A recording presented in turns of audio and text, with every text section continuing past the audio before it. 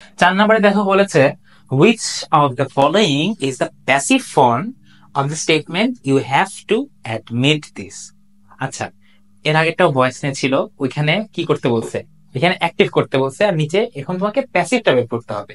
প্রথমত have to, দেখো you এখানে সাবজেক্ট, হ্যাভ টু এই ব্যাপারটা মনে রাখবা যে have to, has to, am to, is to, are to, এগুলো কিসের মতো কাজ করে? Modal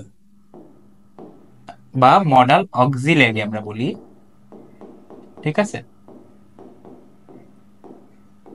auxiliary.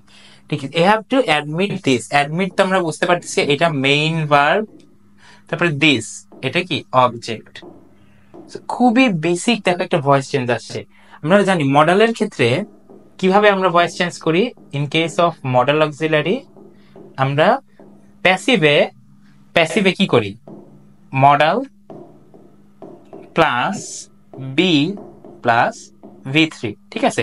এমনিতে অবজেক্ট এবং সাবজেক্ট রিপ্লেস করি, এটা ঠিক আছে, বাট প্যাসিভে কি করি? পার্টিকুলারলি মডেলটার সাথে বি যোগ করে তার সাথে V3 যোগ করি। ওয়েল, আমরা এখন আবার এটা করবো, দেখো দিস, দিস তো সাবজেক্ট কি, দিসই বসবে, দিস, ঠিক আছে। তারপরে দেখো দিস হ্যাভ টু, যেহেতু এখানে মডেলের মতো কাজ করছে, এটা পুরাটা একসাথেই থাকবে, ঠিক আছে। জাস্ট দিসের সাথে কি হ্যাভ টু বসবে না হ্যাজ টু, হ্যাভ এর জায়গায় হ্যাজ টু হয়ে যাবে, ঠিক আছে, যখন দিস যে সিঙ্গুলার এজন্য। তারপরে দেখো দিস হ্যাজ টু, তারপরে যে বি, বি আসলো, তারপরে অ্যাডমিটেড বাই কি, বাই এই যে ইউ। তাহলে দেখো this has to be admitted by you. সুতরাং আমরা যদি পুরো একদম নিয়ম অনুসারে যদি ভাঙি, তাহলে দেখো এইটা আসে না, এটা আসে, এটা কয় নাম্বার অ্যান্সার আছে দেখো, you are to have admitted like this, জীবনেও হবে না। 2 number this has to be admitted by you, এটা তো হবে, আমরা বুঝতেছি। দেখো this had to, had to কেন হবে? টেন্স কি চেঞ্জ হবে? টেন্স তো চেঞ্জ হবে না, এখানে তো পাস্ট হয়ে গেছে। This is to be, is to be কখন হতো জানো?